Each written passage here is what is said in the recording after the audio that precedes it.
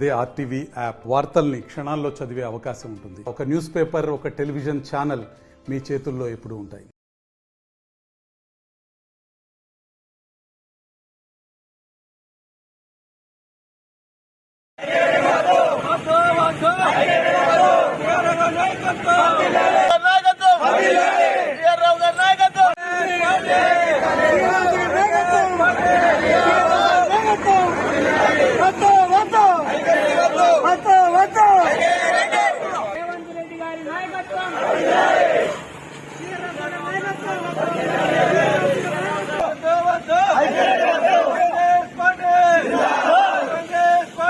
అధికారంలో ఉన్నటువంటి పార్టీలోకి జంపు కావడం, ఇలా రకరకాలుగా ఇప్పటి నుంచి తెలుగుదేశం పార్టీ నుంచి మొదలు పెడితే బీఎస్పీ, మన వైఎస్ కాంగ్రెస్ పార్టీ నుంచి ఇన్ని పార్టీలు మారుస్తూ, రాష్ట్రంలో ఎన్ని పార్టీలు ఉంటే అన్ని పార్టీలు మారుస్తూ స్వార్థ రాజకీయాల కోసం, తన డబ్బు బలం చేకూర్చుకోవడానికి కోసం అనుచర గణానికి డబ్బును కూడబెడుతూ ఈ రోజు రాజకీయం చేస్తున్నటువంటి ఐకే కాంగ్రెస్ పార్టీలోకి వచ్చి మళ్లీ అవినీతిపరుడిగా పార్టీని భ్రష్టు పార్టీ చేయడానికి ఈ రోజు రాజకీయంలోకి కాంగ్రెస్ పార్టీలోకి రావడానికి ఆయన పట్టుదలగా ఉన్నారు. కాబట్టి అటువంటి వ్యక్తిని పార్టీలోకి తీసుకోవద్దని చెప్పేసి రేవంత్ రెడ్డి గారికి మరియు మల్లికార్జున ఖార్గే గారికి మరియు ఇక్కడ ఉన్నటువంటి శ్రీరావు గారికి అందరికీ మా పార్టీ తరఫున మేమందరం విజ్ఞప్తి చేస్తున్నాం.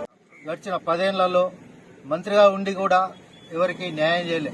ముందు తెలంగాణ ఉద్యమంలో పనిచేసిన కార్యకర్తలను అనగదొక్కడము, అతని వర్గానికే పనిచేయడము, అలాంటి భేదాలు చేసి, అంతేకాకుండా అవినీతిగా అతను మొన్న జరిగిన నవంబర్ 30న జరిగిన ఎలక్షన్లో అతను బీఆర్ఎస్ పార్టీ తరఫున ఓడిపోవడం జరిగింది.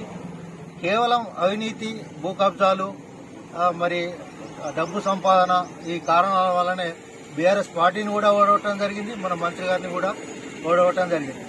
మరి పార్టీ ఓడిపోతే 10 సంవత్సరాలు మంత్రి పదవి చేసిన వాళ్ళు అదే పార్టీలో కొనసాగలేరా? మీరు ఎందుకు కొనసాగటి? న్యాయబద్ధంగా నడుస్తున్నది.